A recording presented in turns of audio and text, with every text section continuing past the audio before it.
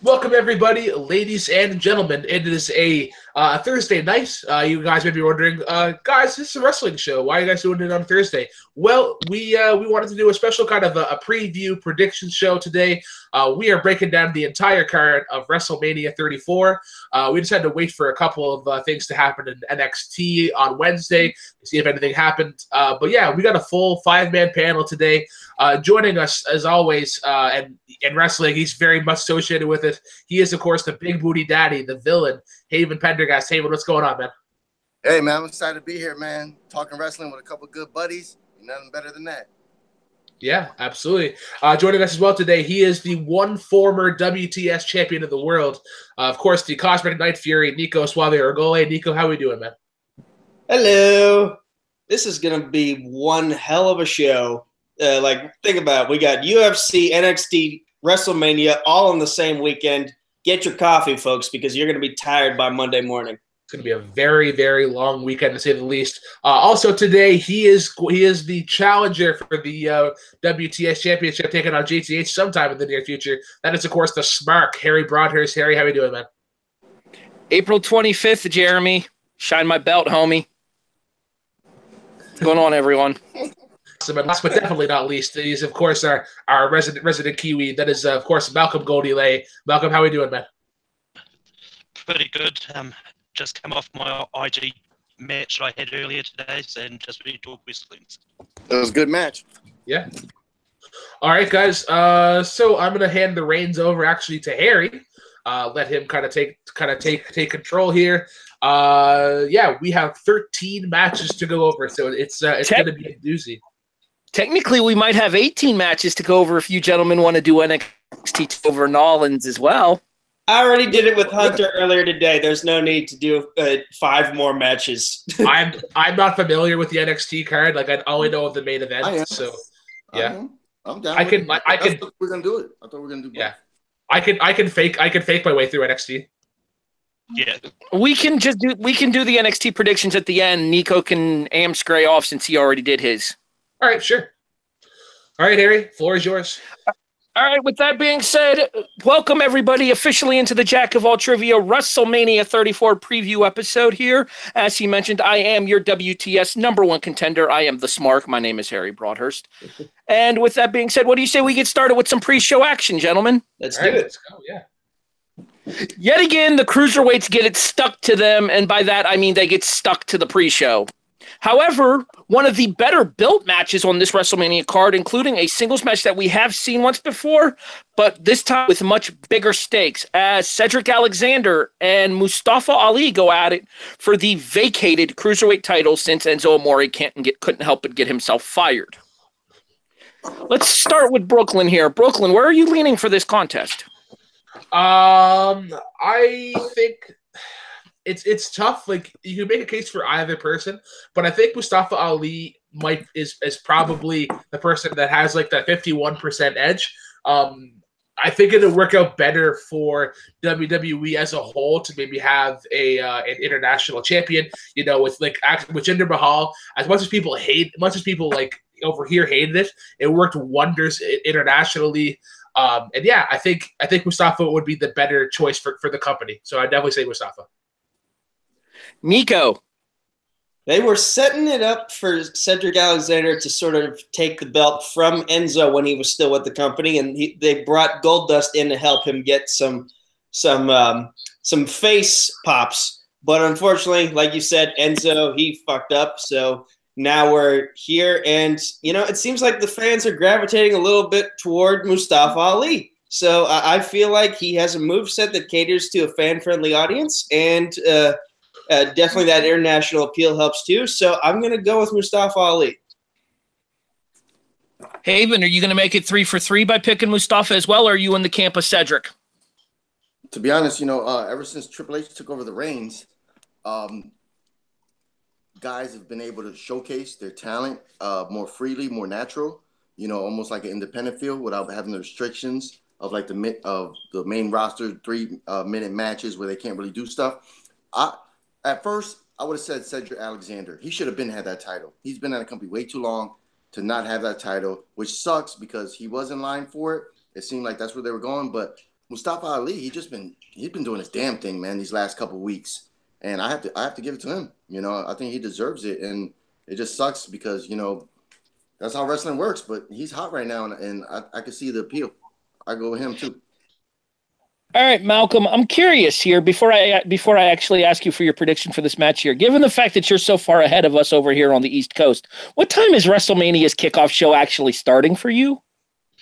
I think it's about 11, 12, somewhere around there. Noon? Yeah. He said noon, which means he's 17 hours ahead of us. Noon on a Monday. That's pretty baller. I was just curious. I was just curious about that, given the time difference. I knew it was large. I didn't know it was that big. Oh yeah, he's our furthest player in the league, I believe. I think he's the furthest one we have. All right, so where do you fall on the cruiserweight title match, Malcolm? Who do you got? I mean, it's hard. Cruiserweights, I'm not too familiar with, but I mean, I might go, just to be different, I might go Cedric Alexander because, I mean, like as everyone said, like he was in line for the title before to take it from Enzo, but yes, I think Cedric could win. Is anybody else having a little bit of a connectivity issue with Malcolm? That's phone. It's always choppy. Yeah. Okay. A little choppy. All right. Just curious. I can understand what he's saying, but it's a little bit choppy. That's all I was wondering. All right. Good to know. I actually have a little bit of a plot twist for my prediction for this match. I'm going to agree with Brooklyn, Nico, and Haven by picking Mustafa Ali, but my plot twist is that Cedric Alexander snaps on 205 Live this Tuesday after the match over being jealous at not getting the big one done. Cedric turns heel, and we get an extended feud between Mustafa and Cedric. Yeah, I can see it. Yeah. I mean, that's wrestling 101. It could happen. And then you can take more time on 205 Live on the regular Tuesday show to build up Buddy Murphy some more, even though we just had that Murphy-Kalisto match from this past Tuesday night, which I thought was really good. Yeah, all the matches have been really everybody stepped up their game on 205 Live in the last 2 months. It's basically turning into like a super indie on Tuesday nights. That's true. All right, that takes us into the two battle royals here. We're going to start with the women's one because that's probably going on first. And Brooklyn, since I'm just going in the order that they are across my video screen down at the bottom here. Brooklyn, the first ever WrestleMania Women's Battle Royal, thankfully no longer the Fabulous Moolah Battle Royal. Don't get me started. We don't have the time tonight. Who do you got in the WrestleMania Women's Battle Royal? So I was torn as to what line they were going to go with this. My first instinct was that there was maybe an NXT star comes up and get the push, and maybe it's no, because I think there are wrestlers up on the main roster that could use the push more.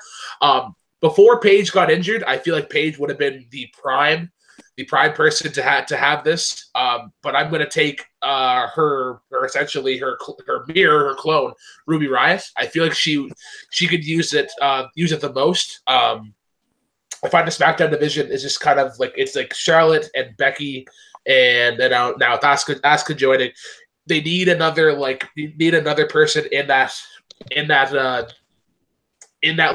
tier to really contend for a championship, and I think Ruby would be a great fit. She has a great promo, and I'm not super familiar with her moveset, but I believe any wrestler can improve on her moveset. How about you, Nico? Where do you fall here? I really want to say Sonya Deville, mostly because I'm just high on her abilities in the ring. But I feel like this is the Sasha and Bayley show. And I just feel like they were set to have a singles match. It got cut for time, and they got put in this battle royal. So I feel like we're going to get a reversal of what Sasha did to Bayley at the Royal Rumble. It'll be Sasha and Bayley at the very end of the match, and then Bayley will throw Sasha out, get the win, and then that extends their feud into whatever's going on in May, then June, and then hopefully in Extreme Rules in July. That's all right. Extreme Rules in July, you say? Hmm. Hey, I would like to see that in my hometown of Pittsburgh. I would like to see that. You forget, Nico, I'm only about an hour outside of the Berg myself. I'll probably be there for that show, too. Haven, are you with us? Yeah, I'm here. I just my phone rang. WrestleMania Women's Battle Royal, who you got? See, this is the thing. I'm not familiar with how many women are going to be in this thing. Is it just we don't know? No one knows. They have 13 women so far, but they don't have a set number. Well, I'm going with what he said. I'm gonna go with the sweep from the international wrestlers we got in. I'm going Kairi Sane.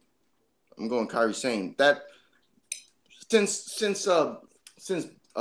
Bailey and Banks are both on Raw, they don't need to win. They could always have fucking 50 matches next year, after Mania. No, they don't need to win this to continue their feud. Their feud is already strong. I think Kairi Sane should win this because she is the next big thing after Asuka. Everybody else on that roster, like Charlotte's good. She carries herself well. And Bailey and Sasha could probably start wrestling a little better, but it's Asuka and Kairi Sane that's going to be the future of the women's divisions on the TV. So I'm going Kairi Sane. I like the idea of Kairi Sane having a good performance here, but I don't see it because I think she's going to be needed to help keep NXT repopulated once the call-ups after WrestleMania happen. Malcolm, where do you fall for the Women's Battle Royal? Yeah, this is an interesting one. I don't know because, as far as I know, there's no NXT woman confirmed for it yet. But, I think that the person probably needs to push more is probably Bailey because she, since losing the title, she's kind of been floundering around Raw, not doing a lot. I think she needs to be pushed more. I like the idea behind Bailey or Sasha winning, but I don't think it's going to happen because I think you're going to need a women's match for the Raw after WrestleMania, and that's the way to go there, which is why I don't buy Bailey or Sasha winning the Battle Royal. You know who's not getting a whole lot of attention in the women's division, who frankly needs more attention? Speaking of the international flair that Haven spoke of, Becky Lynch. Completely forgotten about, despite the fact that she was the first SmackDown Women's Champion. She has all kinds of wrestling training and pedigree, being trained by Dave Finlay and Finn Balor.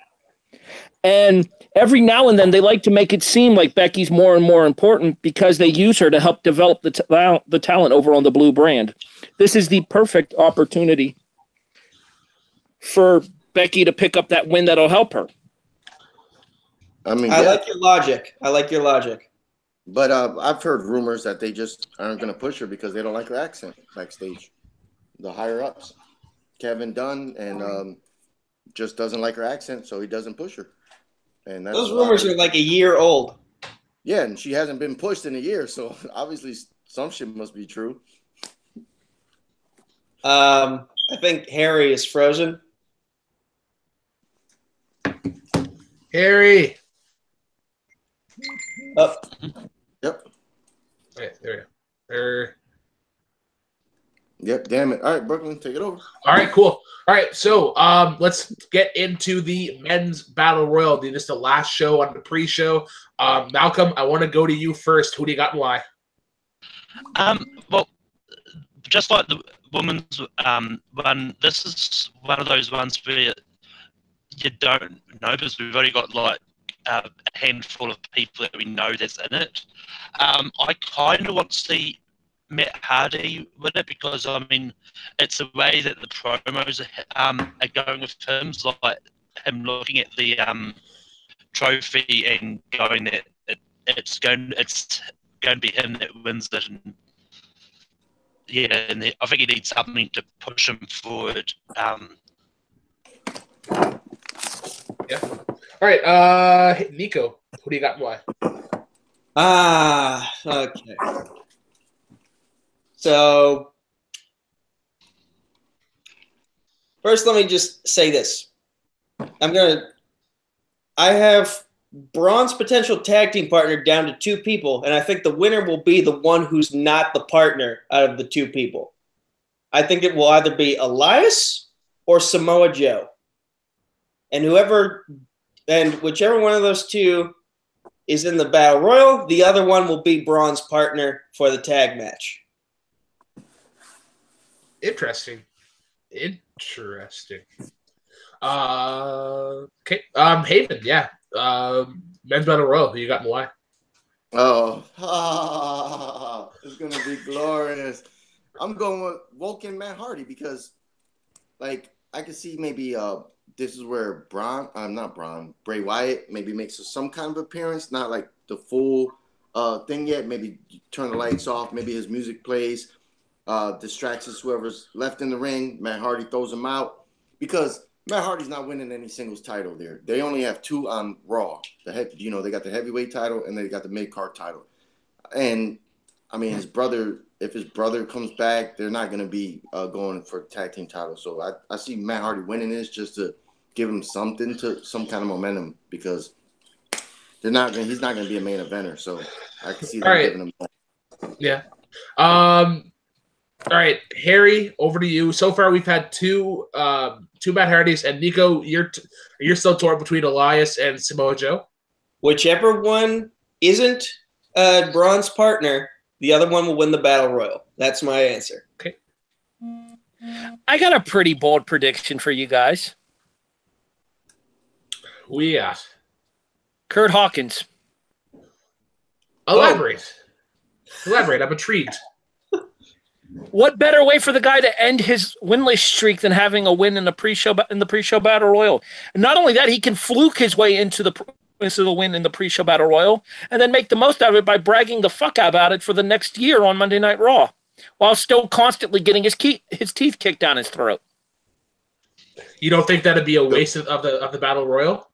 Yeah, because they've done so much with the winners thus far. That's just true. But then, yeah, like, all right. Yeah, I thought, okay, yeah, I have a left field pick. I was torn between a main roster guy and an NXT guy. I was talking to a buddy of mine who runs Never Over Live. I'm not sure if they're going to be back on, but they used to do podcasts and predictions. Really good guys. There was rumors that maybe Adam Cole might be in talks of getting the Battle Royale. I thought maybe Velveteen Dream would be an okay thing, but I'm not sure if he's ready to come up yet. But I am going to go with Bo Dallas. I think Bo Dallas could use this well. I think the Miz Taraj thing was great. The Miz Taraj thing was great, and I believe that the Bar could easily kind of take over that position and make it kind of like a 3-man.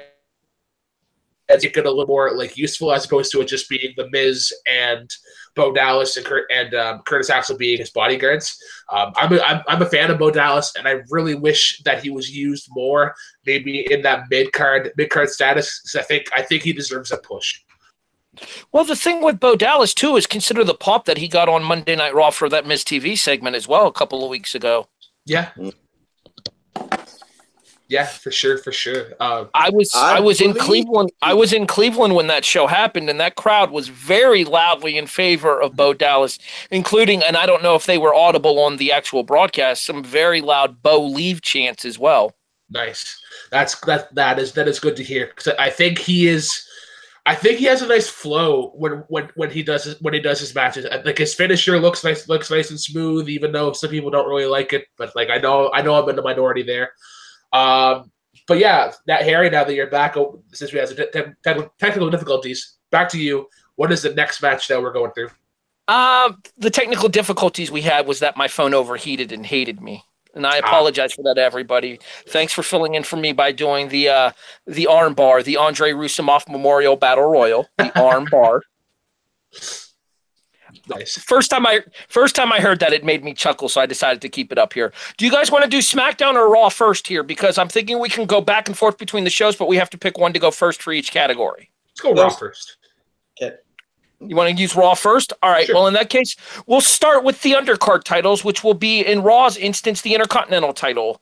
Champion Mike The Miz Mizanin, Cleveland's own, Ohio represent there, takes on Finn Balor and Seth Rollins.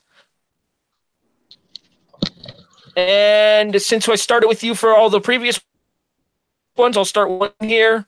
Go ahead, Brooklyn. Who you got? Triple threat for the IC title.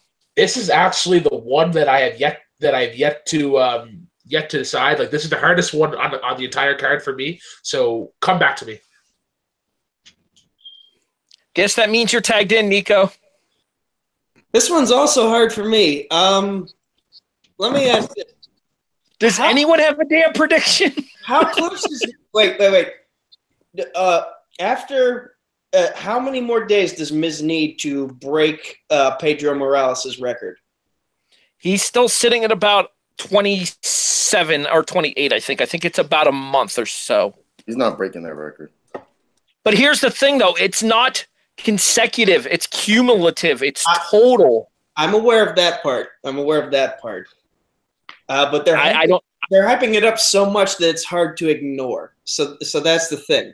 I mean, when the New Day were getting closer and closer to breaking Paul London and Brian Kendrick's record, then Demolition's record, they kept pushing it, and then finally they broke it, and then here comes the bar. Same with Charlotte beating Nikki Bella. They kept pushing Nikki Bella beating AJ Lee's record, and then Charlotte comes in a week later and breaks the record.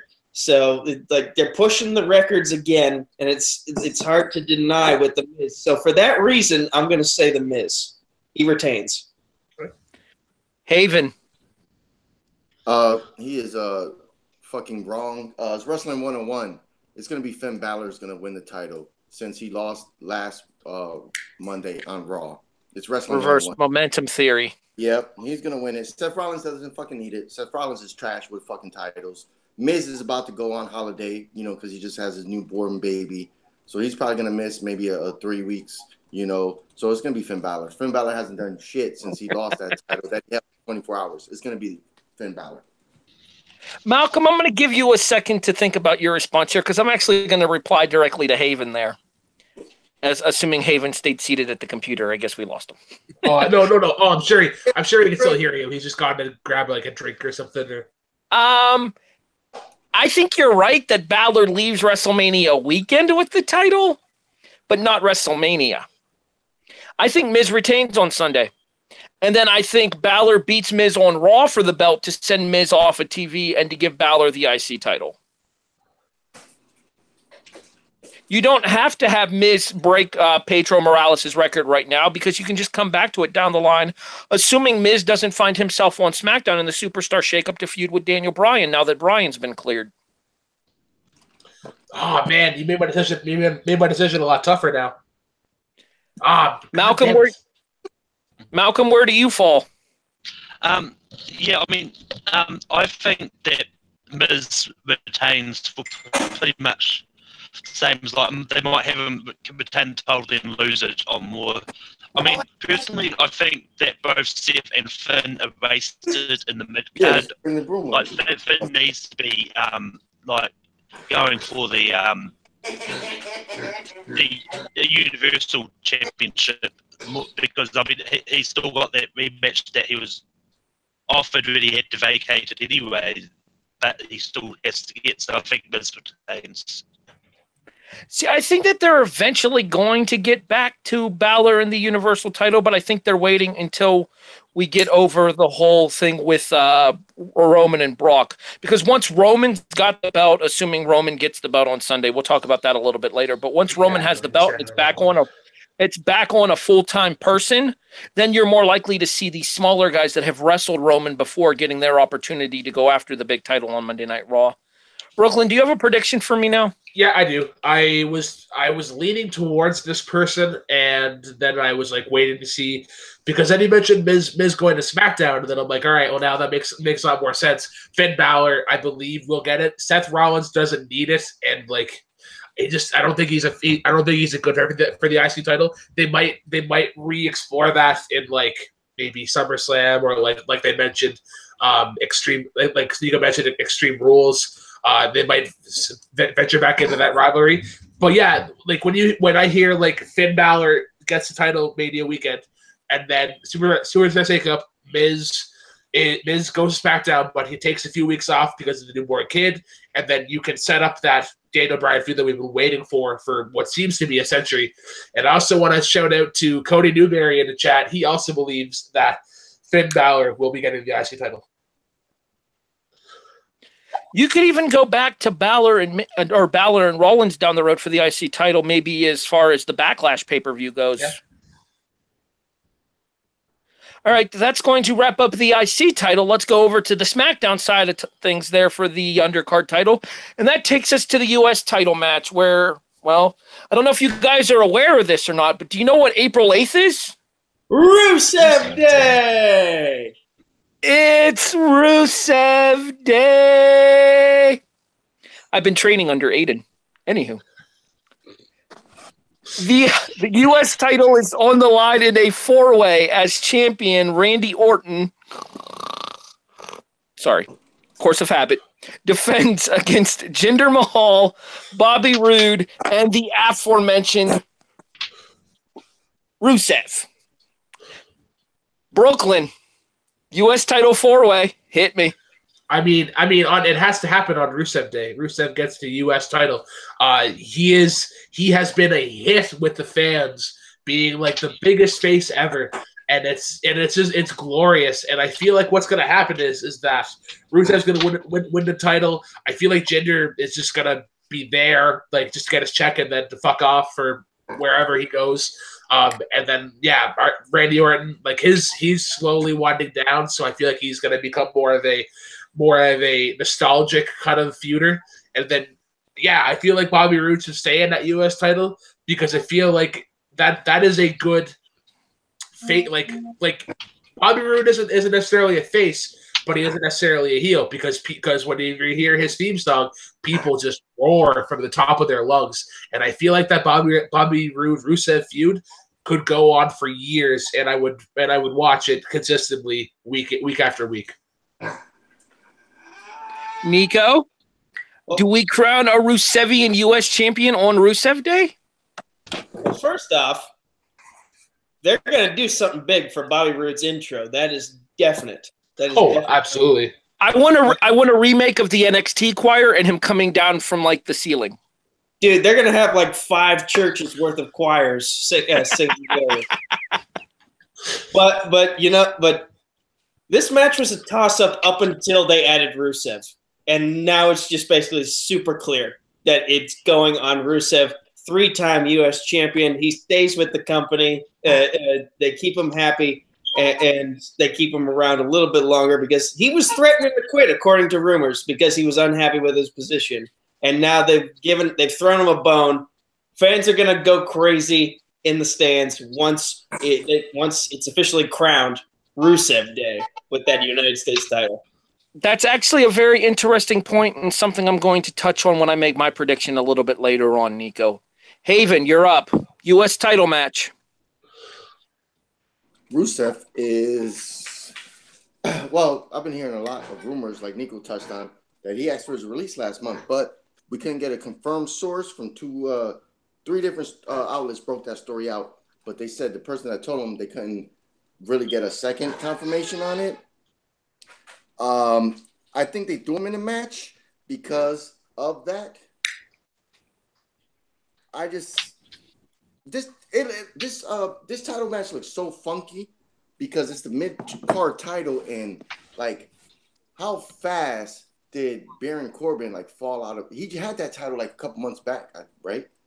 Lost it in December to Dolph Ziggler. He's not in this match. Randy Orton always is a heavyweight for like the last like 9 years, and now he's down to a U.S. title, which is weird. Jinder Mahal, like, no, he's only in there because he had the heavyweight title, and now they're trying to do something with him. Bobby Roode should be a bad guy. He's way more great as a bad guy. I think if they're gonna go Rusev face because the fans are like clamoring for this guy, I would think if they want to keep him, I mean, I don't know if ROH could pay him, but if he went to New Japan Pro Wrestling, I think he could. I think Rusev. Because they have to do something. Because that fucking that whole division just playing the shit right now. Malcolm, your prediction, and then I'll give mine because I'm going to touch on points made by both Nico and Haven. Yeah, I mean, I kind of think that it's either going to be Bobby Roode or Rusev. I think I'd much rather have Bobby Roode win because I mean, like everyone seems to love him, and I think like Randy Orton's just sort of there because for a paycheck and that he needs something to do. And, yeah, I think Bobby Roode. Orton's in this match to hit a couple of cool-looking RKOs. Jinder Mahal's in this match because, well, they had to put Jinder on the main card, otherwise they would be construed as racists. Hashtag WrestleMania so ways.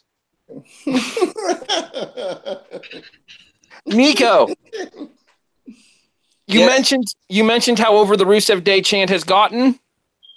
They don't want a reiteration of WrestleMania 28, where Daniel Bryan yeses his way to the ring, gets beaten in 18 seconds, and the crowd yeses for the rest of the damn show. So you're with me. Rusev wins the match and the title in order to keep the Rusev Day chants from completely taking over WrestleMania. That being said, I think Haven is correct. Bobby Roode is way better as the villain. Ooh, see what I did there? I like it. And I think that if you're going to have Rusev stay in the U.S. division, you can have Orton move on and go either back to the tag division or back up to the heavyweight division on SmackDown. I think Styles and Orton for the heavyweight title, or Shinsuke and Orton for the heavyweight title would be fantastic. Yeah. You can keep Bobby Roode in the U.S. title division by turning Roode into his more natural heel self and turning Rusev into what the fans clearly want him to be, that established fan favorite. And who doesn't love singing along with Aiden English? Yeah, he could go face easy. Or he could still do his little dirty tricks. Not to mention, you can also get to the point where Aiden gets jealous of Rusev as well, and you can have Aiden turn heel on Rusev and turn Rusev babyface that way as well. That'd be kind of cool. Yeah. All right, we switch back over to Monday Night Raw now, and we're going to go to the tag division playa. Teddy Long special up in the house. As we open with Braun Strowman and mystery partner taking on Cesaro and Sheamus, a.k.a. The Bar. This is a two-part question for you guys. First part of the question is, who is the partner? Second part of the question is, what is the result? Brooklyn, you start. Alrighty, so get the conspiracy memes out in the chat. Get your tinfoil hats on, guys. I think Alexa Bliss is going to be his partner, and I believe that they are going to win. This is also determines the result of another match going down the line. But I feel like that it's right for the company. It would be kind of cool to have. I believe this would be like the first mixed tag team champion. And I feel like it would do wonders for the company to bring in a newer audience. Like if this was like on Monday morning when people wake up and be like, oh, like, and it'd be on Facebook, oh, like Alexa Bliss and Braun Strowman are the first mixed tag team champions in history. Like I feel like that'd be kind of a way to bring in some new audience. I would agree with you, except for the fact that Vince McMahon hates intergender wrestling. Well, he can't do it anymore now. I mean, he didn't hate it in the 98 era. Back when it was. But do you have a cheeky like Braun Strowman does all the work and that Alexa does this stuff like she might be kind of like the kind of flaws. Yeah, they do the cute sexual innuendo spots and Alexa gets the pins. Yeah, that's what he said. Hey, there are worse positions to be in than Braun Strowman in that situation. That's all I'm saying. Never thought I'd want to be 6'8" and 375 pounds, but here we are. Nico? So I've mentioned this during my Battle Royal prediction. My thought is the winner of the Battle Royal will either be Elias or Samoa Joe. Whoever wasn't the one for that would be Braun's partner. So I'm thinking Samoa Joe because like he would be he would fit the type of like brute force that Braun would like in a partner.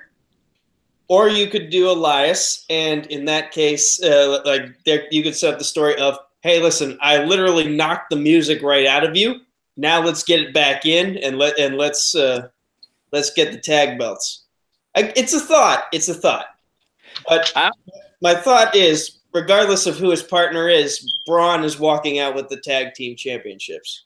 All right, I'm gonna need you not to sit on the fence and actually pick either Elias or Joe to be the partner. Very well, Samoa Joe. All right.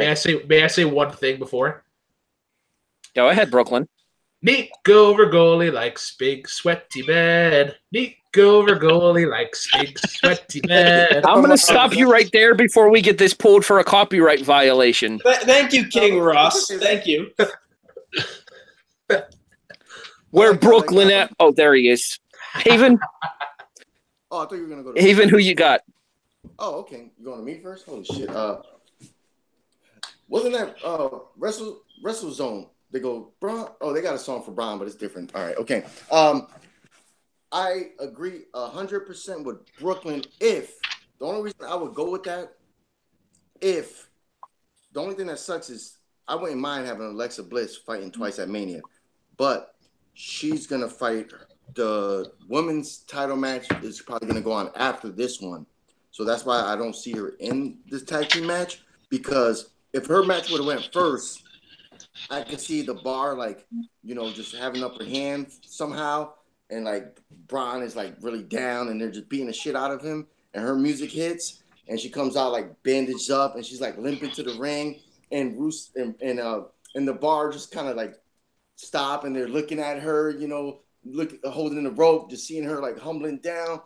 And then, you know, Braun looks up and he sees her coming down to be his partner, and he just hulks the fuck up and beats the shit out of both of them. But the thing about that is that Braun shouldn't even be in this match. Like, WWE fucked him up. That's this dude has been on such a roll. He should be fighting for the heavyweight. He should be fighting for Universal title and win it. So he's in a tag team match for a belt he don't even need. So I would say if her match went on, if her WWE women's match went on first, then I could see what Brooklyn was saying. Her come out big ass pop, like she would turn super face at that moment from being a heel, super pop. But I'm gonna pick Bobby Lashley. Okay, Harry's having some issues with his phone. So Malcolm, what's your pick? Yeah, well, I mean, like Brooklyn does have an interesting idea that maybe it's the woman, because I mean, like it could be a case of Braun deciding that, like, well, I don't really need a partner, but if I've got to pick someone, but this crazy random one that that doesn't have to do anything. I can do all the work and still win with it just. But I mean, my actual prediction is based on a rumor that I saw. It's that apparently they're looking at getting Rey Mysterio in for a short-term contract, and because they want it to be billed as the biggest and the largest team up for the first time. And so, I mean, I kind of think that could be where they go if they can get Rey Mysterio. But yeah, other than that, I've got really no idea. Here's the thing about that. That was a rumor. I did hear it. I was talking with Hunter about this earlier today, and unfortunately, Rey Mysterio is injured. He's injured. Ooh. That's why I just said before, if Harry comes back, I just want to add a little more to that, if you guys don't mind. That's why I threw Bobby Lashley as my pick, because he already left TNA. You know, EC3 already left TNA. Once those guys are done, I heard James Storm was backstage at NXT and at Raw. Like, once those guys are done, they're coming to WWE, and they need a pop of nostalgia. And I think your boy, Guitar Hero, Elias. Yeah, that fucker. He hasn't done enough, and he's not that good of a wrestler, to be honest. I mean, he's got a little following, but I think they're gonna save him for a skit with The Rock if The Rock shows up. You know, because The Rock used to play, you know, the guitar, and The Yeah. Rock would just, you know, The Rock put him in the rock bottom and call it a night. I see that happen with Elias because, like I said, these two guys, they don't need the tag team titles. It just makes no sense. All right. I want to shout out as well, guys, to Nazario in the chat. He believes that if there is no Undertaker-Cena match, that Cena will be Braun Strowman's partner and they win. But I disagree with that. I feel like you get a lot of boos with Cena coming out. Also, he has like he's shooting something for I think a Duke Nukem movie. I think. Really? Apparently, it's been confirmed that he's playing Duke Nukem. So that's Also, he has the promotional tour for Blocker still coming up too. yeah. Hi again, guys. Hello. All right, I have the phone. I have the fan directly on the phone. I should be good now. My phone's overheated. I think that was the problem. All right. I agree with Nico in one sense. I disagree with him in another. I think that this is Samoa Joe's return to the company to be the partner for Braun Strowman. But I think Samoa Joe is going to be Braun Strowman's next feud going forward. Because Joe views himself as just as much of a destructive force as Strowman thinks he is. They get into it with each other during the course of the match, and the bar retained. Interesting. I actually have Samoa Joe later on the card. I feel like they could still be like, even if they went your route, Harry, I still feel like they would win the titles, and it could just be like Team Hell No, mega sized. They would just be constantly at each other's throats, but still always winning the tag team title matches. So what you're saying is the Vince Russo staple of tag partners who don't get along. Yeah. How dare you infect us with more Vince Russo? How dare you? Under the right circumstances, it works, and I feel like that's a right circumstance. All right, let's move over to the SmackDown side of things here, as it is a triple threat match as of right now, unstipulated, and I say right now because, hey, I can actually do air quotes on this podcast. Awesome. It hasn't been officially announced. The rumor circulating is that in some way, shape, form, or fashion, ladders may end up involved in this match when the Usos, because they're down since day one, you know, defend the SmackDown Tag Team titles against the New Day and the Bludgeon Brothers. Brooklyn. Bludgeon Brothers. Please, please get that goddamn SmackDown Championship. I'm a huge fan of Luke Harper. I thought he was the best part of the Wyatt family in terms of a wrestler. Eric Rowan was that great, just kind of like Braun O'Brien. Like I don't really know if he has any kind of promo skills, but I feel like that's a great tag team that can just hold that belt. And it would be awesome. I feel like the New Day and Usos have been playing hot potato with that. They're not hot potato with it, but it's been like, oh, New Day and the Usos in X number of matches here. There needs to be some new blood for the SmackDown title, and I believe the Bludgeon Brothers are the perfect fit. Nico? First off, another entrance prediction. We're going to get a 100-yard marching band going down the New Orleans stage as the New Day make their entrance. It's going to be brilliant. A lot of unicorn horns, rainbows and ice cream bars, everything. Pancake Mix will be at record sale that weekend. Oh yeah, there will be pancakes flying everywhere. Yeah. But in terms of the actual match, Brooklyn's right. It's like all three of these teams are excellent at what they do, but it's the Bludgeon Brothers time. They haven't had a tag team title since they were in NXT as part of the Wyatt family. Luke Harper deserves so much more than he's been getting. This is the payoff that they deserve. They are getting the tag team titles. Let's go over to Malcolm, since Haven appears to be away from his computer. Yeah, I mean, like, both the Usos and New Day deserve to be in there. Like, apart from the Bludgeon Brothers, I don't know if there really is any other really good tag teams on SmackDown at the moment. But I think kind of thinking they might have the Bludgeon Brothers win. And I think that with the Superstar shake-up that will happen, I think either the Usos or the New Day will probably go to war, and whoever's left will have the first shoot of the Bludgeon Brothers. So, Haven, you're up. SmackDown Tag Team titles. It's weird that they repackaged these guys when they were kind of losing a lot when they were with the Wyatt family. But I do agree that with Brooklyn about Luke Harper's wrestling ability, that guy could go. They have to win the belts. I just don't. The New Day do not need titles again, and the Usos, they could go chasing it and just be like a. Well, I guess I don't even know what they are now. I guess both of those teams are almost like tweeners. But yeah, I go Bludgeon Brothers. They need to pick that division up. Okay. So this is going to sound stupid. I'm going to say that in advance, and there is a reason I'm picking the team that I am picking. I am picking the New Day to win this match. Okay.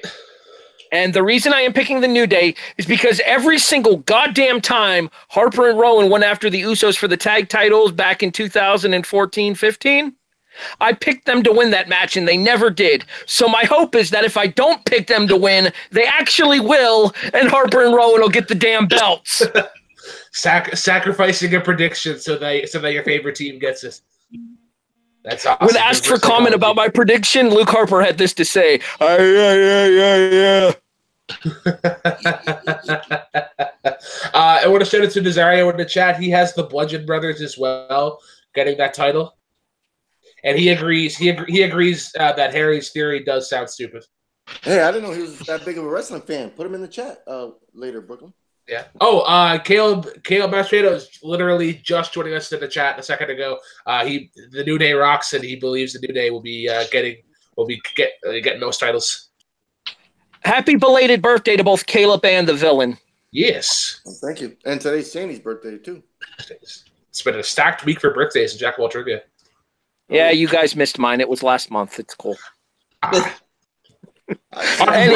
Rusev Day of all days. Come on. Yes, I know, right? How dare you? Anyway, let's go ahead and move back over to the Raw side of things here. And we'll go to the non-title match for the Raw side of things, as it is the mixed tag match where Kurt Angle and Ronda Rousey are going to take on the team of Stephanie McMahon and her husband, Triple H. All right, I don't just want a who, I want a how. Brooklyn? All right.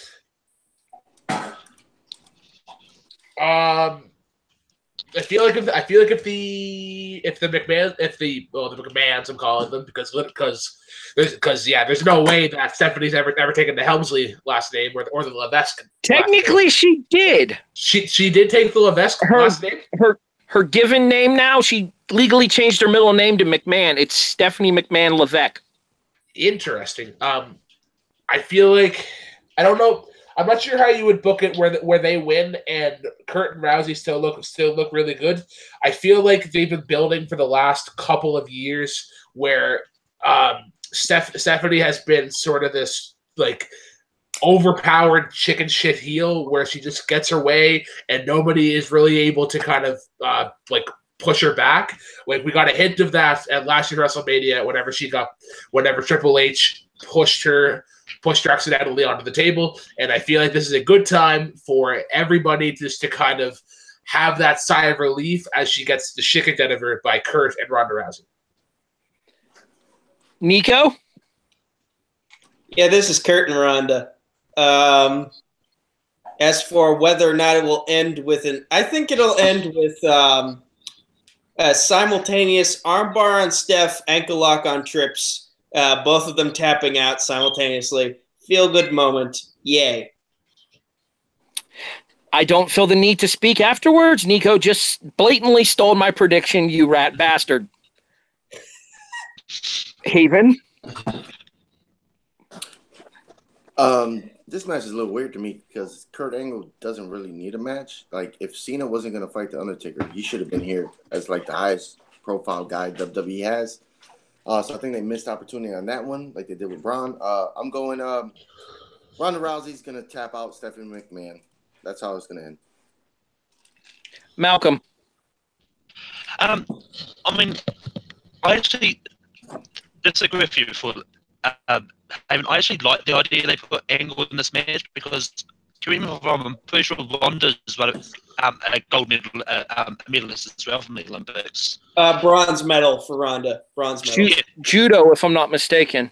Yes. So they probably chose Kurt because they can play on the whole Olympic team sort of thing. But I mean, I don't think there's a way that you bring Ronda into WWE just to give her first match loss. I think Kirsten Ronda will win this. Not to mention with the Rousey Angle win here, you can kind of have the inmates running the asylum on Monday Night Raw the following night for the fans episode of Raw the Raw After Mania with Stephanie off of television to sell the injuries sustained at the hands of Rousey at Mania.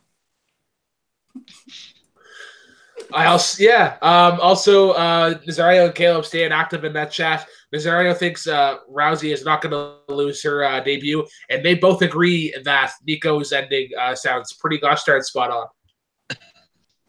Yay. This is what I get for letting Nico go first over me in these predictions. Yeah, Anywho, let's move over. Let's move over to the SmackDown side of things here, where our well, I guess technically this is another tag match player. Wow, we are really heavy on the Teddy Long special on this show. Tag matches, playa. There was a meme that I saw the other day, and they're like, "It had Teddy Long still been GM of SmackDown, that John Cena match would have happened." He's like, "Hey, listen, you are gonna go 1-on-1 with the Undertaker tonight." It would have happened on. It would have happened on SmackDown, no less, because Teddy would be thugging and bugging his way out to the ring. All right, anywho. Now that I've gotten that out of my system, let's move over to the SmackDown side of things here, where it will be Shane McMahon and the in-ring return of Daniel Bryan taking on Kevin Owens and Sami Zayn. Stipulations state that if Owens and Zayn lose, they're off of SmackDown for good. To me, this kind of tips the hand of how this match is going to finish. If you guys don't mind, I'd like to go first this time. Absolutely. Because I have something of a mildly bold but somewhat common prediction based on what I've seen online here. Shane turns on Daniel. You stole it. You stole what I was going to say. For putting him in a bad position with these guys in the first place. Shane turns on Bryan, and we end up getting kind of an alliance between Shane, Sami, and Kevin when they realize that when he realizes that Sami and Kevin are the people that can keep Daniel from taking over SmackDown. Much the way these crowds have been reacting to Daniel these last couple of weeks. I think Shane gets jealous that Bryan's out popping him. Yeah, I completely agree. I had Kevin and Sami winning that match. I don't think they're a good fit on Raw. Keep them on SmackDown. Let them continue to be the heels because they're doing good work as heels. As much as I want to see Daniel Bryan as a heel, it makes sense for him to keep face because if there is this speculation of Miz coming over to SmackDown, obviously you want Daniel Bryan as your face and Miz as a heel because I can't remember the last time Miz was a face. He's phenomenal as a heel and he's stayed that way forever and ever and ever. Amen. But yeah, I think Shane turns because they have maybe an embarrassing performance. This might be the shortest match of the night. But yeah, that's kind of my prediction. Did you just quote George Strait? Did that happen? No, you're thinking of Randy Travis, Forever and Ever. Amen. Okay, I get my country music. I get my country singers mixed up every now and then. It happens. There's a reason why I run jukebox trivia. Yep. Nico. It's Daniel Bryan's return, and I feel like even with the stupid shit creative does, I feel like that's not something they'd want to play with on the grandest stage of them all. I feel like you got to give Daniel Bryan and Shane the win. You put Kevin and Sami back on Raw, and if your prediction for the Intercontinental Championship match and the Raw afterwards actually comes true, then you get Miz back on SmackDown a few weeks later, and you can have that rivalry between D. Bryan and The Miz. I think there's further to go with Sami, Kevin, and Daniel, though. Maybe you could have them get fired from SmackDown, and then a certain master luchador of a generic variety comes to SmackDown. The little booyaka booyaka? No. Generico. Oh, Generico. Oh, yeah, jeez. Oh. Mass wrestler. Okay. He wasn't subtle. Haven, who you got? I got Daniel Bryan and fucking Shane winning this. Shane's last WrestleMania match almost went, I think, 25 to 30 minutes. So I don't think it's gonna be a short match. I see, like I was saying earlier, I do see Kevin Owens and Sami Zayn going to Raw to boost that roster up, because when Kevin Owens was there, he was the Universal Champion. You know, he was headlining, you know, a lot of main events. And now that he has a partner with him, I can see them being big time heels over there. And I think the Miz and the Miztourage will go to SmackDown, and the Miz could probably turn face. Well, no, he's got to fight Daniel Bryan first as a heel, and then maybe he turns, and the Miztourage will be on SmackDown to fill in the mid card. You could just as easily have Sammy and Kevin go over to Raw in the Superstar Shakeup after WrestleMania, despite winning at WrestleMania. I don't see them doing that. I mean, Daniel Bryan could take the loss, but they're not going to play with that. That's too much of a risk to play with the crowd's emotions that way. Yeah, because I don't. They win or get fired, and then the next night they get traded anyway. I don't know. I mean, they could go that way. I'd assume the Superstar Shakeup's probably not going to be until around Backlash, somewhere around there, maybe the night after Backlash or so. I think this is going to be the end of it, because I don't see Shane fighting. Shane's not going to be Daniel Bryan's first feud. I hope for God that the next pay-per-view. You could still do Sammy and Kevin in singles matches against Bryan, though. Especially if Shane aligns himself with Bryan, he can hide behind Sammy and Kevin.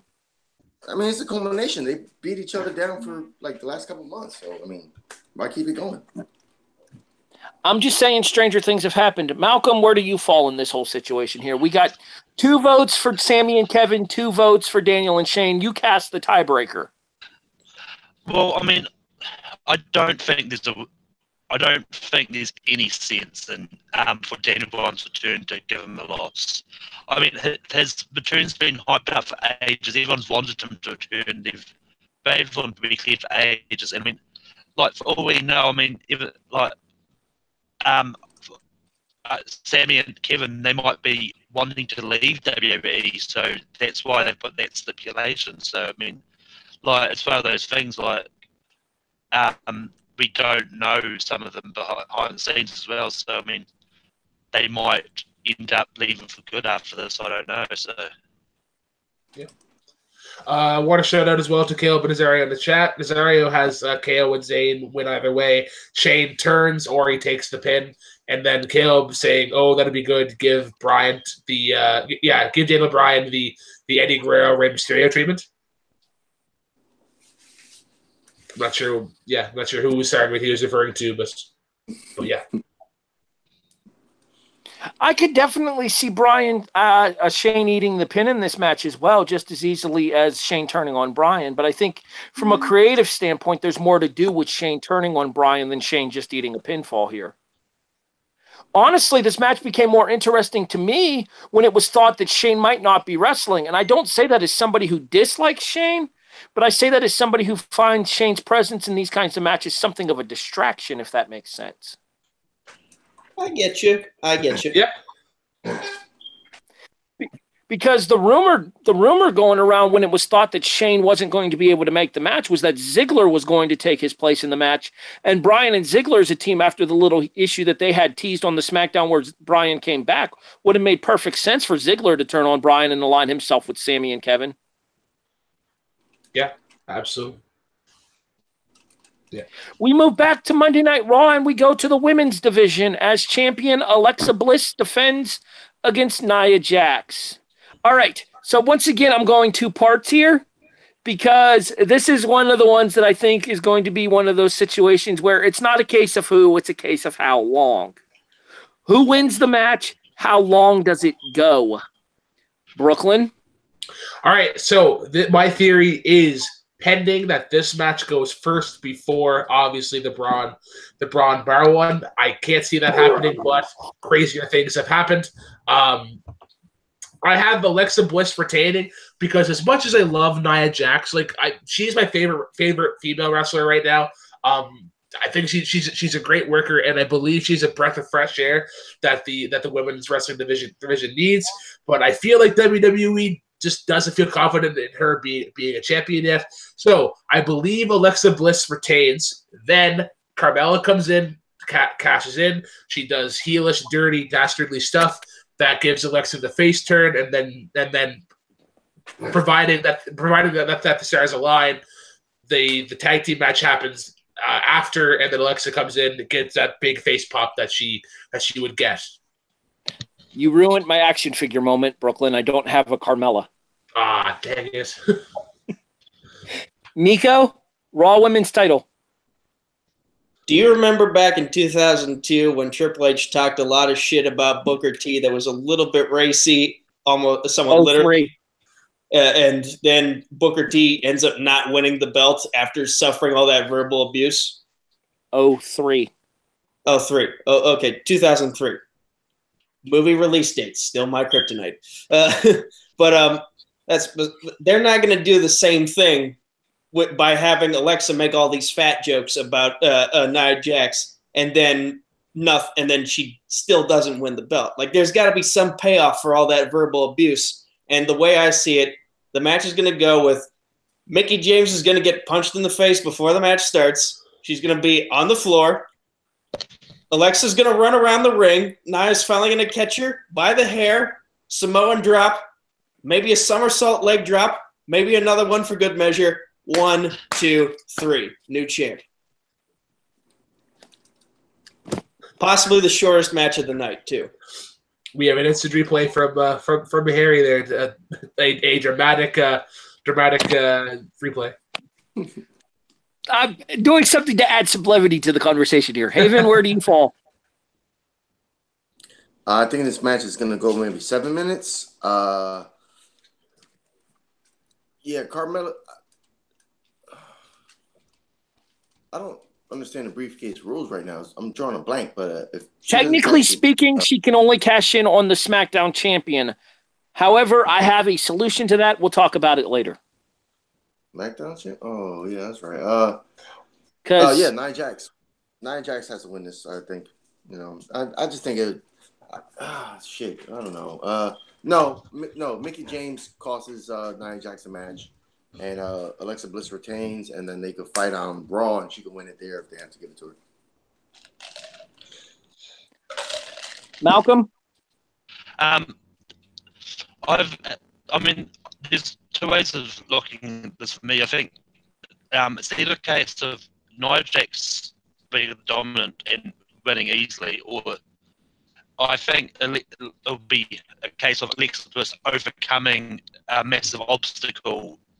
And that's what I'm going to go. I think it's going to be Alexa Bliss retaining, because I think they're going to have her sort of feel the need to want to overcome Nia. I wouldn't be surprised if they have a backstage segment in which she tells Mickie, "Don't come out. I want to prove that I can do this on my own without any distractions." And yeah, so I mean, I'll go with Alexa, maybe like 15 minutes, maybe. Ooh. I don't think they go a third of that. I think in less than 5 minutes, Nia pins Alexa to win the title.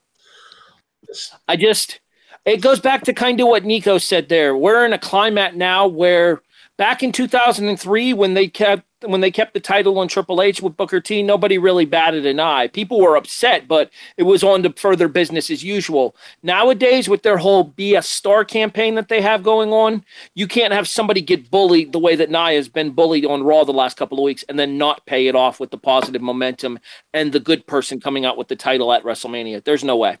You think WWE executives believe that Nia would be a good champion? No, I think she loses it back to Alexa the next night. Yeah. Oh, okay. So I'm actually curious to hear. Harry's theory on the briefcases, because you guys were mentioning that how Carmella can only cash it in on a SmackDown champion. Technically speaking, right now, yes. However, when Carmella gets sent to Raw in the Superstar Shakeup, she'll be able to cash in on the Raw champion. So my thing could essentially work as long as it just happens on the Raw after.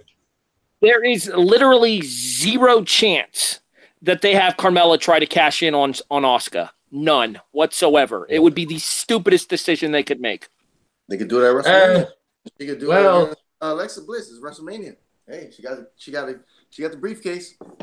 Hey. Yeah, but it has to be with that. It has to be with the brand's champion of the brand that she's on. I think that was stated in the stipulation when they did the Money in the Bank match. Yeah, I'm pretty sure that is the case. Oh, that's. Oh, yeah. But she does Carmella ever get executive assistants? Does she ever get like authoritative does she ever get a push from a manager or something? She technically had one with Ellsworth, but that kind of ended abruptly. Yeah. So I think we might have lost Harry again. Yeah, I think we did. So with that, guys, let's get into. Actually, before that, Nazario responds that Alexa will retain. Nia will win the feud, though not the match. So he believes that this rivalry will continue to go on, but Nia will get the upper hand. So with that, guys, let's go over to the SmackDown Women's Championship. That is, of course, Charlotte taking on the still undefeated Asuka. Should be a really good match, one that has been anticipated since Asuka got the W for the Royal Rumble. Malcolm, let's go to you first. Who do you got and why? Yeah, well, this is interesting because Asuka's got an undefeated streak since NXT, and I'm pretty sure Charlotte is still undefeated on pay-per-views. Where has she been? No, WrestleMania last year. She lost. Fastlane. Fastlane the year before, I think. Yeah, okay. But yeah, I think they're going to keep Asuka's streak going. I think Asuka beats Charlotte easily, and I mean, I think they might have Carmella cash in, but lose the cash in. So. All right. Haven, over to you. Oh, Asuka. I think it's going to be a 15 to 20-minute match, and she's going to win the title. Yeah? You think she just wins it clean? Oh, of course. Yeah. Nico. This is a match I think is worthy of being in the main event. I feel like I should say that first. Secondly, another entrance prediction. I'm expecting for Asuka's entrance a lot of people wearing masks. That's it. That's just me. But in terms of like the actual match, yeah, this is definitely Asuka's to win. In the event that Carmella does cash in, it will either be a failed cash in, or she'll get knocked out of the ring before she can cash in at all, and then you can get ready for Raw the next night, and she gets transferred over to the red brand and cashes in there. Yeah, there's no way that I disagree with that cash in. I think there's no way that she cashes in and fails. I feel like that's just a waste of potential with both Money in the Banks, with Baron Corbin cashing. Yeah. I want to kind of argue for Charlotte because I feel like I don't know how they end Asuka's. I don't know how they end Asuka's winning streak. This might be a good way to end this on the big show. Maybe she wins it the next day on SmackDown or on Tuesday. Sorry. They're not fuck it. Let's go with the easy choice, Asuka. Because I don't know how you book Charlotte for a W there. That still keeps Asuka's integrity. Harry. The only way that I could see this happening here is if they feel like Charlotte is over enough with the crowd in order to be the one to take the streak from Asuka, that she could handle the heat that will come from taking Asuka's streak. I don't think they feel that way right now with her, and especially not if they want to keep Charlotte as a babyface. Asuka wins the title. Yeah. Alrighty. Yeah. Is that everyone for that match? Yep. Yeah. Fantastic. I made my way back just in time to get to the end of my prediction for that match. All right, that leaves us with 2 matches. They are the 2 heavyweight title matches, everybody. We start on the Raw side and the unfortunate probable main event as Universal Champion Brock Lesnar defends against Roman Reigns. Dope. So Paul Heyman has gone on Twitter and stated that this is Brock Lesnar's last match with the WWE. Hello, red herring. Lesnar retains. Sorry. Brooklyn. As much as I don't want it to happen, and I will be furious when it does. And as much as he's been starting to turn on me, and turn on me as being like a better wrestler, and like he's actually cutting some decent promos. Roman Reigns is going to win, but he's going to win for the wrong reasons. I think they're going to handle this match poorly, and he's going to get a win, and it's going to be like Reigns receives an F5 and they kick out, and he announces like, "Oh my God, Roman Reigns kicked out of the F5! Oh my goodness." He is such an athlete, such a wrestler. Superman punch, spear, and you're a winner, Roman Reigns. I do not want this to happen at all, although I do like the route that Roman is going. I think he needs some losses to balance out the overpowered booking that he has gotten. I have a question for you guys that I will ask all of you collectively once we're done with predictions here. Nico, you're up. I like Roman Reigns, and I feel like his promo work has gotten very good over the past couple of years. That suffering succotash era is in the past. He's been allowed to basically do his own thing on the mic now. And when he is not put on like a script-based leash, he sounds good because it's natural. It's just him talking. It's not him reading off a script. And his in-ring work has improved dramatically also. So I feel like this is his time to win the Universal Championship. Vince McMahon can finally have that moment he's wanted for years, and then we can move on to other stuff in terms of next year's Mania. Now, as for the question of is this Brock Lesnar's last match? I think he wants to return to the UFC. The question is, he's still somewhat on suspension with USADA. So when will he actually fight again? That's a monkey wrench question right there. Malcolm? I actually like Roman as a wrestler, and I think Roman's going to retain. Roman's going to get the title because I think WWE might be seeing that the fact that with only having a part-time champion that doesn't do shit until it's a big pay-per-view, think it's hurting that championship. Plus, when Roman Reigns, it paves the way for Finn Balor to come in. That was appreciated, Malcolm. Well played, sir. Haven? I know you have action figures, Haven. You should throw one up too. Why not? I don't have a Roman Reigns or a Finn Balor out the package. I don't have a Roman Reigns, period. I'll never buy his fucking toy. Anyway. I don't know, man. I think this is gonna be one of the shortest matches. I mean, they're probably gonna try to push it for like 15 minutes to 18 minutes, but I don't see that because of the move sets for both guys right now, so limited. I see a lot of stuff outside happening, breaking tables, going through the barricade, steel steps, but this is the WrestleMania that Roman Reigns headlined, if I'm not mistaken. So Praying to God that it does I not. don't. Brock Lesnar is not going to sign a full-term contract. He's not going to put more dates for the money. They're going to give it to Roman Reigns, and the crowd's going to shit on it so bad. It's the fourth in a row that Roman has main evented. That's what I just said. Just out of curiosity, hopefully, maybe someone knows this fact or knows the information on this. How long was Brock Lesnar and AJ's match at Survivor Series? Approximately 15 minutes.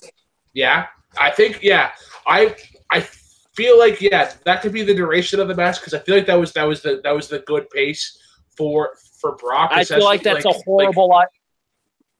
I think that's a horrible idea given Brock Lesnar and Roman Reigns' skill sets against each other. With AJ Styles, you could work that longer match because Styles' skill set allowed for them to work into that. I think they'd be better off running this along the lines of the Lesnar-Goldberg sprint from last year. Yeah. Are you guys ready for my question? My additional question now before we move on to the Smart Fan main event. The chat first. It ties into this. It ties into this match. The chat can wait. We'll get to them in a second, I promise. Ooh. There is rumor going around that it may be Brock Lesnar's last match in the WWE, but not Paul Heyman's. Would you guys be okay with Heyman aligning himself with Roman Reigns going forward? Nope, that's dumb. I actually would like that. I think that would be nice. Roman is capable of cutting a good promo on his own, but Paul Heyman with him, that makes for a great promo.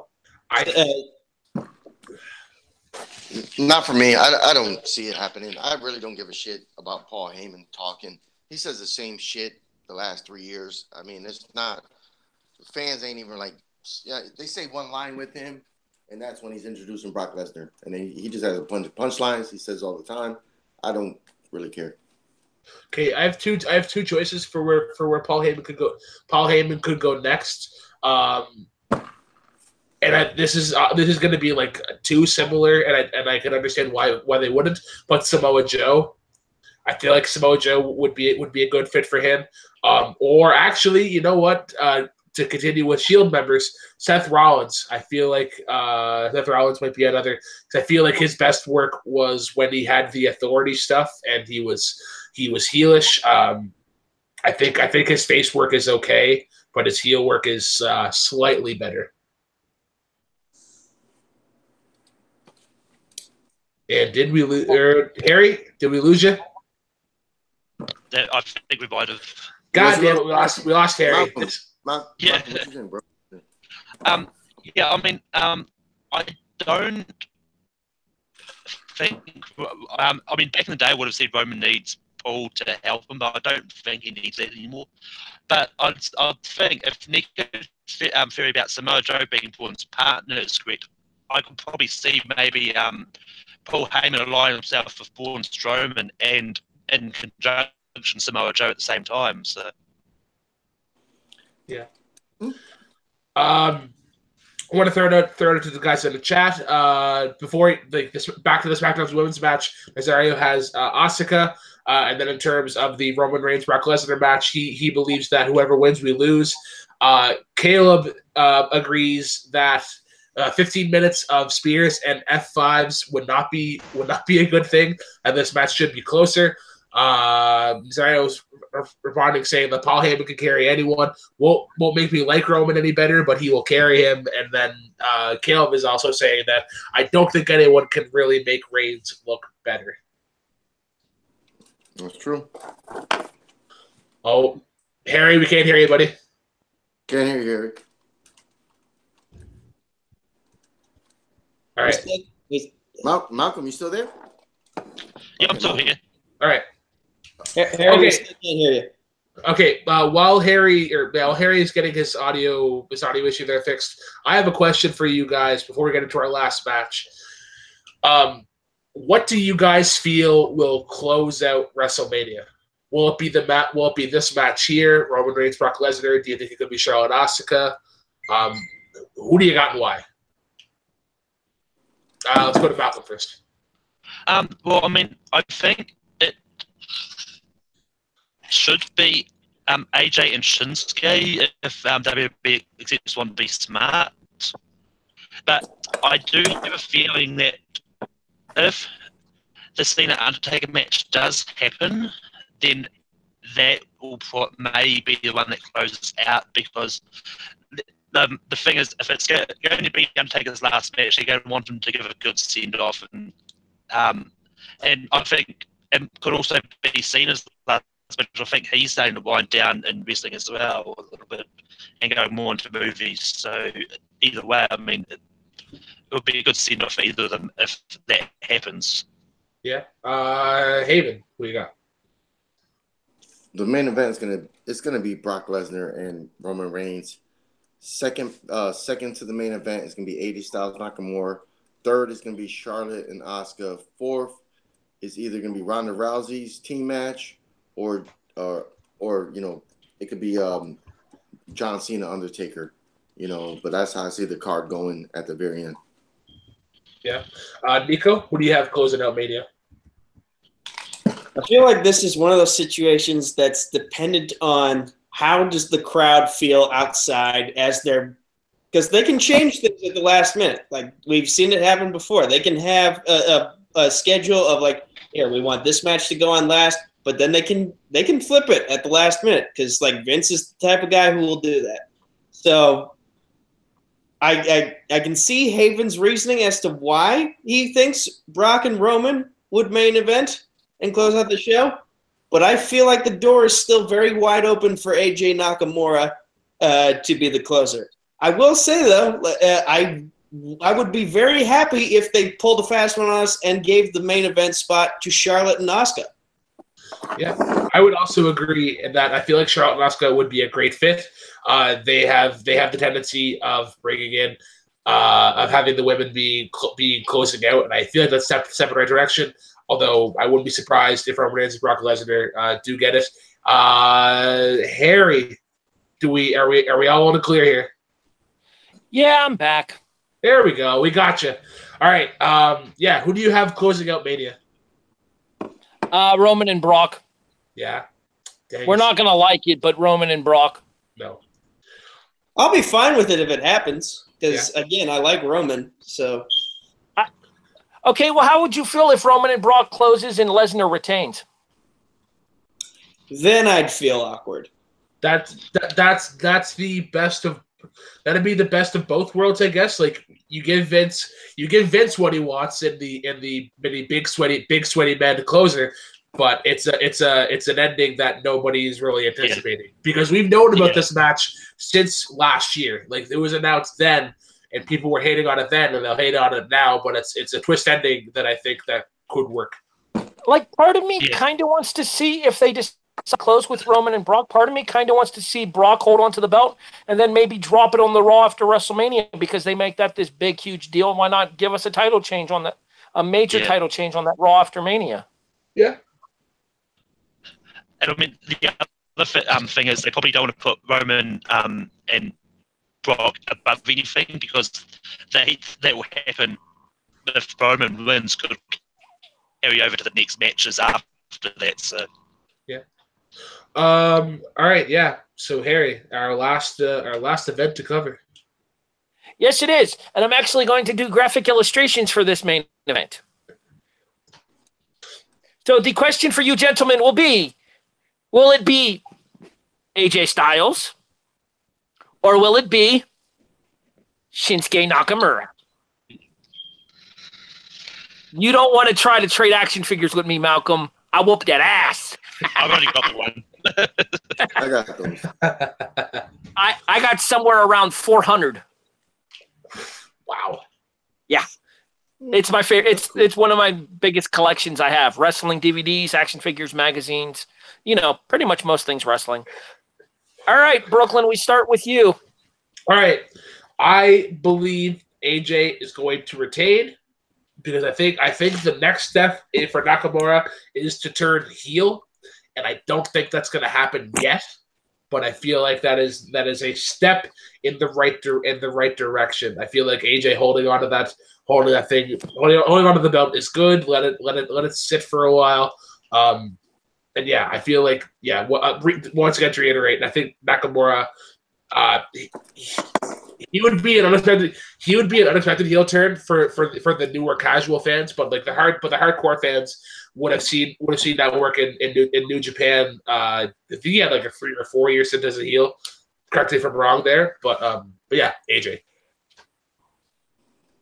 Nico, break out the violin orchestra because it's going to be Shinsuke Nakamura for the win. Shall I imitate Corey Graves for the finish? I'm afraid to say yes, but go ahead. Kinshasa! David? Oh, this is gonna be the match of the night. I see this going 35 minutes. If Hunter could talk Vince into letting this match go long, because if this match doesn't close the show, the Brock Lesnar match and Fuckhead are gonna go like short. This match is gonna go long. This match is gonna get to 5 or 6 stars. It's gonna be a Kinshasa. Nakamura with the win. They didn't pay him like $3 million to come there, win the Royal Rumble, to lose at WrestleMania. It's 2 Kinshasas in 1 phenomenal forum. He didn't leave Malcolm? nothing. Yeah, I mean, first I'm going to steal Nico's bit about bold entrance predictions. I think there's going to be a big violin squad accompanying Shinsuke Nakamura for the entrance. And I think Shinsuke is going to win this ultimately. AJ Styles can carry SmackDown. I'm not sold that Shinsuke Nakamura can. AJ Styles retains. Wow. I never thought Harry and I would agree on that. I thought I was going to be in the sole minority. Every single time I've done predictions for WrestleMania, I've picked AJ to retain. I stand by it. I feel like there's more to be told with AJ keeping the title and Shinsuke still chasing the title, especially given the fact that Styles is 1-1 at WrestleMania and his only win is against a non-wrestler in Shane McMahon. I mean, I don't know. He doesn't need the title. He's already had it twice, and he's been there like less than 3 years. Well, what's his record at Wrestle Kingdom? 42. What's AJ's record at Wrestle Kingdom? You're asking the wrong person. Yeah, you're asking the wrong person. I don't really. Well, you're the one who brought up records about of WrestleMania, him being 1-1 and his only win is against Shane. So I'm just like, if he has like an askew win-loss record at Wrestle Kingdom, then it shows like he doesn't really care about like getting wins on the big stage. He just cares about the moments. Well, I think Nakamura won the Wrestle Kingdom match that they had. They did. He did. I believe that Styles won his other Wrestle Kingdom match. I want to say it was against Kushida. Yeah, he won his first one for the heavyweight title. Wrestle Kingdom 9. I want to say it was it Naito? No, he didn't fight Naito. He fought for the championship. He won the championship twice there in the 2 years he was there. I'm trying to remember. Wrestle Kingdom 9, he was in an undercard match. Brooklyn, is that it for the matches with the chat? So the chat. Caleb saying Styles and Nakamura will be the match of the night, no matter what the main event is going to be. Caleb is also saying that Harry likes wrestling. He never would have guessed. Caleb has Nakamura and Nazario has AJ. Nazario not a fan of Shinsuke. Oh, I want to state for the record that I actually do like Shinsuke Nakamura. I just don't feel like he's in a position to carry SmackDown right now. Whereas I think AJ Styles, having the name AJ Styles as your headliner for your show is going to sell house show tickets. It's going to sell television tickets. It's going to encourage people to watch the pay-per-views. I feel like Shinsuke's is starting to get old. Where like it's just almost like him being kind of like weird and crazy and unorthodox, and I feel like that would be once again like a breath of fresh air for him to go heel. And he's gone again. Oh, we lost Harry again. God damn it. I just want to say one thing. I just want to say one thing before you guys speak, because Harry kept bringing this up. It's 2018. Nobody gives a fuck who's the champion. Like, nobody goes there just to be like, oh, the champion. Oh, I'm watching TV because this guy has the belt. No. Nobody cares. Like, anybody could be the fucking champion. People are still going to watch because they like wrestlers and they like watching wrestling. So many wrestlers on that roster. All right, so unfortunately, Harry has been technically has been knocked out. TKO. He's given up. He rage quit. The internet gods today just don't like him at all. So I do want to thank him for being on the show. Does anybody have their predictions on them, like their entire card? No, I just freeballed it. No. Okay, because I was gonna make a gentleman's wager. Well, I mean, we can watch this again. I mean, we can still do that. We can type we can still do a wager. Yeah, well, because I have Mustafa, Bo Dallas, Ruby Riott, and then I have Asuka, Alexa Bliss, Kevin Owens, Sami Zayn, Rusev, Finn Balor, Roman Reigns, AJ, Braun, the Bludgeon Brothers, and Kurt Ronda Rousey. I was going to propose that whoever got the most correct, they might just trying to think of ideas for like a cool proposition. This. No, I can't think of anything right now. Do we do a watch along of a certain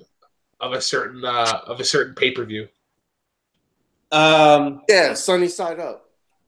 I think it's called. You guys, whoever, all the people that lose will have to watch that together. Or like one of the Marines. I don't know. The Miz is doing. I mean, I'm down with that. I actually like the movies. Yeah, that's cool. Wasn't Dolph Ziggler in a very bad cop movie? No. No. I mean, Dean Ambrose was in the sequel to 12 Rounds. He did a movie. Oh, do we have Harry back? Is he making a run in?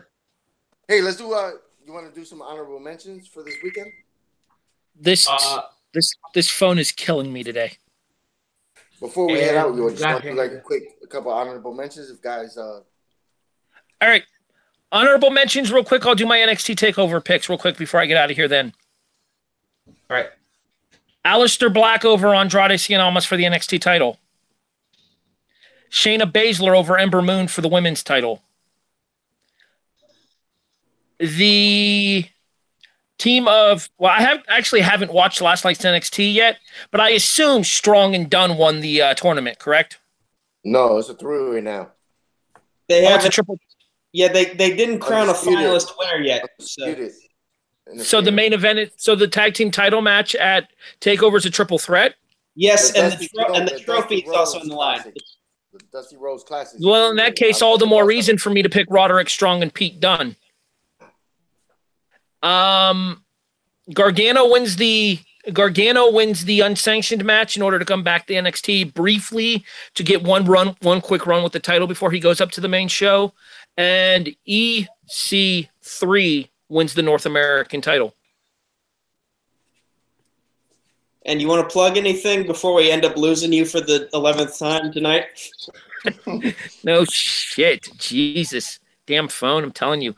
I have it sitting like right in front of the fan now, so if it overheats while it's in my hand, I'm not calling back in. Okay. All right. Real quick here. The night after WrestleMania, myself and 411 Mania's Tony Acero will have the Raw After Mania Raw reaction. Tuesday night, myself, Liz Puglisi, and Brandon Biskabing have the SmackDown in 205 Live after WrestleMania. The Raw reactions on the Chairshot Radio Network. The SmackDown in 205 Live reviews are on Wrestling to the Max. Make sure you guys check them out. JTH, I'm coming for you! All right, Harry. Before you go, I'm not sure if you heard this, but I proposed a proposition, Beth. You would take your entire card. Whoever got the most right, the losers would have to do, we'll say, a movie watch along of the winner's choice, and it would have to be like a wrestling themed one. So like the Marine, Caleb mentioned here, See No Evil. But would you be interested in that proposition, Bess? I would under the grounds that I warn you in advance that I don't watch horror movies. Okay, that's fair. I am also in the same boat. Same here.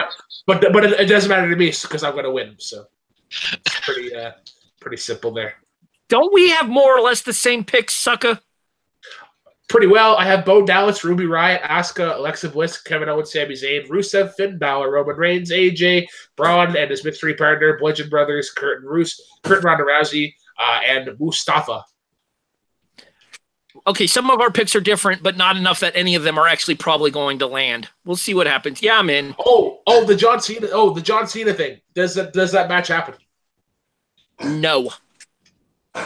They have a confrontation. They end up building it towards SummerSlam.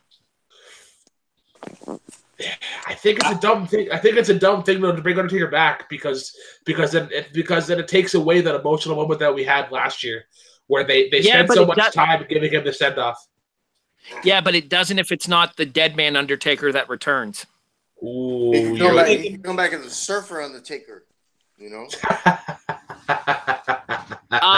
Kid Rock has a concert in the middle of WrestleMania. The very last song that Kid Rock plays is American Badass Taker rides out to the ring. Rolling. Okay, I have another idea. I have another idea for that. Does Undertaker come out, but he's like, I'm not wrestling you, but like, does he have like a protege? No. Maybe Taker could pass the reins to Bray Wyatt. The Wyatt Taker. Yeah, you guys are in fantasy now. Underrated. Underrated. I got nothing. All right. Okay. So with that being said, guys, let's call it a day here. I believe we are at just under the 2.5 or the 2 hour mark. Oh, we're at an hour and a half. Okay. Well, let's not right quick. I just had some honorable mentions because I'm not gonna do my NXT. We took too long, but I think ROH is gonna have a great Saturday night, and I think the villain Marty Scurll versus Dalton Castle for the ROH title is gonna be a match to see. I think it might be one of the top 5 matches that weekend. I know Matt Sydal, he's gonna be out there, a former MMA guy. He's gonna actually fight James Ellsworth. So Matt Riddle? I was gonna plug that one. Matt Riddle and James Ellsworth. Yeah. So like, this is gonna be a one lot of the most obscure matches ever. I know Pentagon Jr. is gonna be there. Some New Japan guys are gonna be with the ROH show. I think there might be some sleeper matches that are gonna be better than what WWE puts out. One of my top 3 matches of WWE's night is going to be Asuka and Charlotte. I think that will probably be in the top 5 best matches of that night. And I am Haven. I got to walk my pig and my dog for the shit in my house. Thank you guys for having me. Jack of all trivia, baby. All right. Cheers, man. Cheers. Malcolm, any honorable mentions that you got? Yeah, I mean, I'm thinking that like we'll have some form of Cena Undertaker conversation, and as I said, I think if it does happen, then it is going to be either one or both of their last match. And I mean, I do think it's probably just going to be Mark Calloway as himself, but they won't. I mean, I don't think they'll bring back the Dead Man Undertaker for sure. And yeah, as a plug, you can catch me on Twitter, Letterboxd, and Stardust at Malcor. I've got my own YouTube channel, Malcolm's Middle-earth Media, and I've got the first episode of our ongoing show called Rankum up there, where we did TV themes, and I'm on various Take-Free Productions videos. Yeah. Nico, any honorable mentions and any plugs? Let's see here. NXT, I'm pretty much in agreement with Harry, with the exception of I don't think EC3 is going to win the ladder match. I think that's going to the Velveteen Dream. I wouldn't hate that. Thug Rose Namajunas retains against Joanna Jędrzejczyk in the rematch for the UFC strawweight title. Max Holloway becomes the second person in UFC history to hold 2 titles at once when he beats Khabib Nurmagomedov for the lightweight title. And then, real quick, and then Conor McGregor throws a pallet through his bus window. Connor, what's going on with you? Oh, Connor, why? Why? Case of too much money-itis. Okay. And as for plugs, you can find me at Facebook, Twitter, YouTube, at Nico Suave Regoli. Facebook, Twitter, YouTube, Instagram, Jack of All Trivia, and sometimes Full Metal Media. Next Thursday, Jim Green versus me in Inner Geekdom. Then that Saturday, we got the Faction 4-Way, Atomic Nation all the way, baby. And then in a few weeks, it's Omega Kappa. Myself, Jen Kemp, Jessica Morgan, taking on the reigning movie trivia champion, Grant Gregory, Luca Fallon, and Sean Sandberg, 3-on-3 movie trivia. It's going to be lit, baby. And also, I will soon be making my debut in movie Battleground versus Matt Beer. I can't wait for that. Cheers. And last but definitely not least, I am, of course, the Black Legend Brooklyn Vale. Cheers for joining us today, guys. You can find me on Mondays and Saturdays. Mondays on Jukebox Trivia. April 23rd, guys, as part of Champions Week, is going to be Luca Falabata taking on Chance Ellison in what's sure to be a classic. This upcoming Monday, we have the dance off. Chance Ellison taking on Kale Coho in a debate style match, which I think will be really entertaining if you watch the Rappers Countdown. And then also on Saturdays, guys, you can follow me on the Rewind, where we cover all of our matches plus the Schmodown stuff, and it's a very Q&A, laid-back approach style. Very fun. Once again, subscribe to us at Jack of All Trivia. Follow us on Twitter, Facebook, Instagram. If you want to be part of the community, join us on Facebook and be like, hey, I want to get in the insert division here. Let us know, and we'll get you in a match as soon as we can. That was Harry. This is Malcolm. It's Rusev Day. This is Nico. Haven was here, and I'm Brooklyn. Cheers, guys, and as always, drive safely.